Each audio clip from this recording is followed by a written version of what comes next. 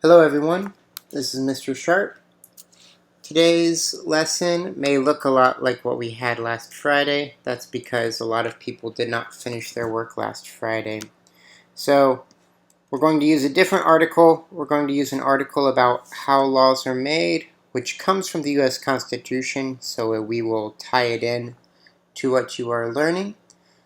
For those of you who did not finish, you will continue on writing your 3 facts based on the first lesson from Chapter 6 in your Social Studies book. Then, if you've already done that, or once you do that, you'll find your partner and write the 3 questions and responses to the facts that they wrote down. If you already did that, you finished the questions and responses for your partner, and they finished their questions and responses for you, then I want you to just exercise with your own silent reading book. So even if it's fiction, you'll write down a fact, might be just a detail from the story. And then you'll write down a question related to that detail and a response to that.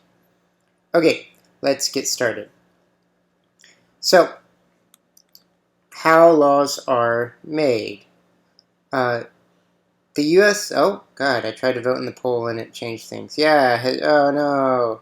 Math's the best. I voted for history. Go vote for history.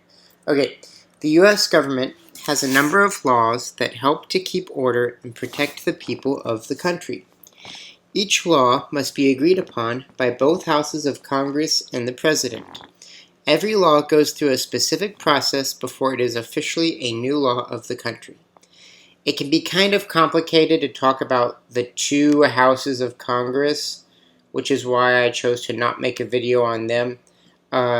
You don't need to know too many details to understand this article. That kind of stuff will come up as we go through your book and studying the beginning of American government. So right now, just know that there's 2 different groups, that's the houses part, that have to vote on laws before the president can make a decision. An idea. Each law starts out as an idea. These ideas can come from many different places, including special interest groups, the president, members of Congress, and regular citizens. Writing a bill. The next step is that the idea must be written down and explained. This first draft of the idea is called a bill. The bill then needs a member of Congress to sponsor the law.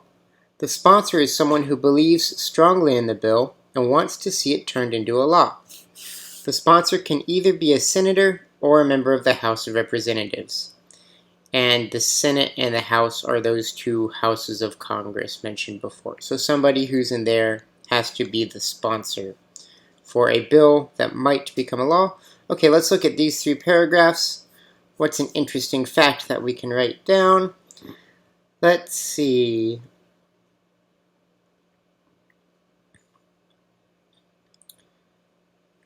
I think it's interesting that the ideas for bills can come from special interest groups, the president, members of Congress, and regular citizens.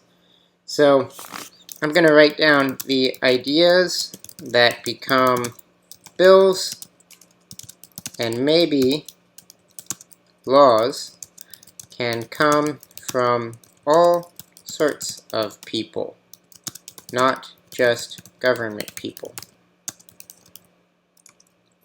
Okay, let's keep going. Oh, there's our Capitol building. Introduction in Congress.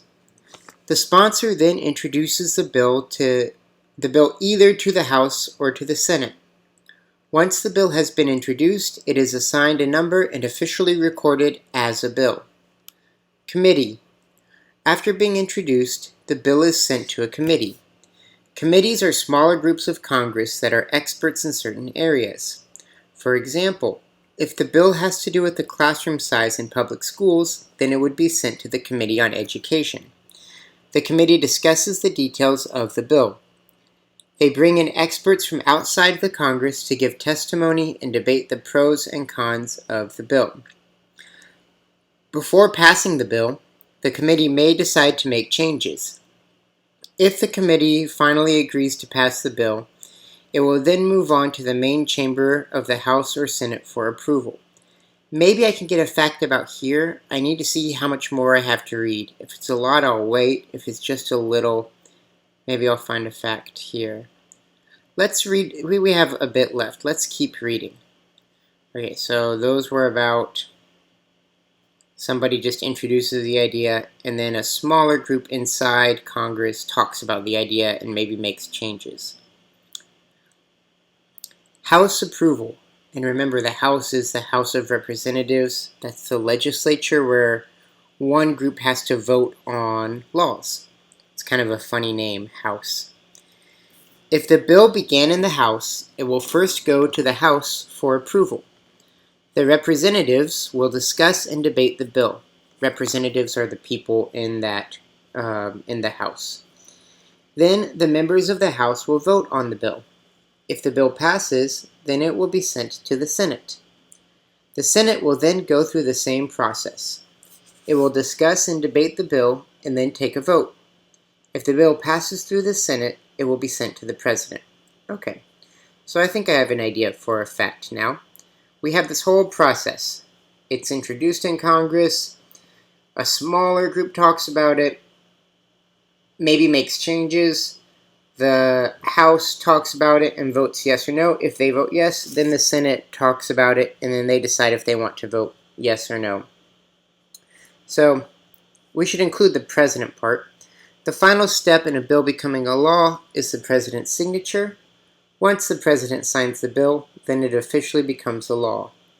So in this picture you have President George W. Bush signing the Rosa Parks statue bill. So that's what it looks like, the President signing a bill. Alright, so we have the whole process. So I think my fact is going to be, there are a lot of steps and times when people can say no when a bill is trying to become a law.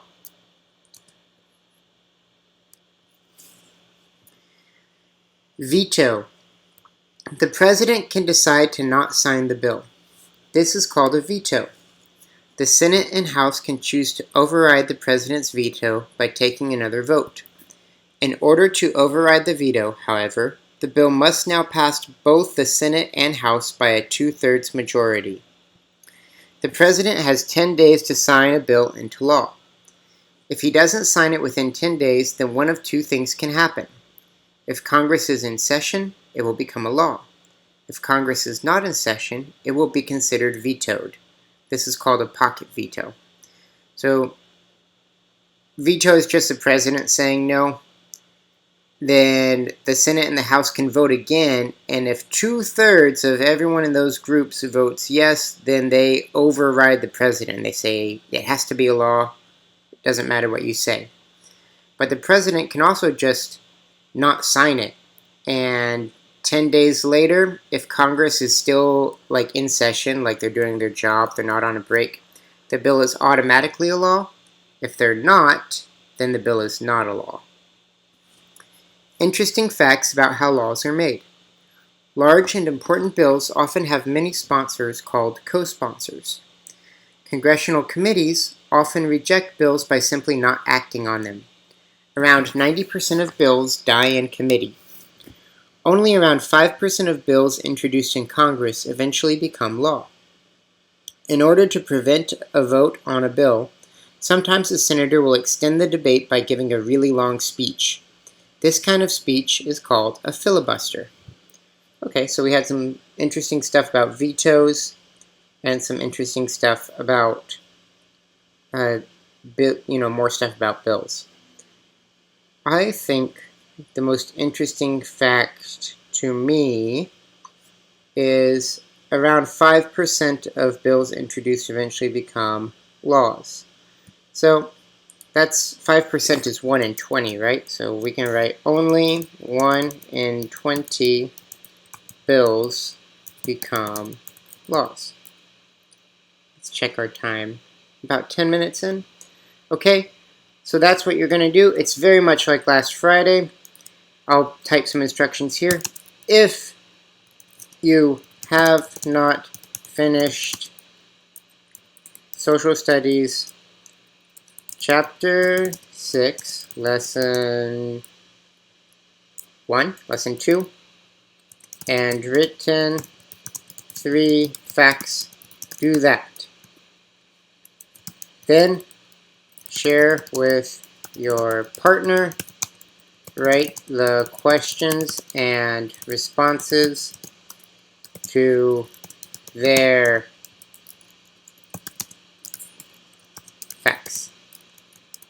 If you have already done this, read your own book and write down, let's say write down the facts, questions, and responses based on your book. Okay, have a great day, guys.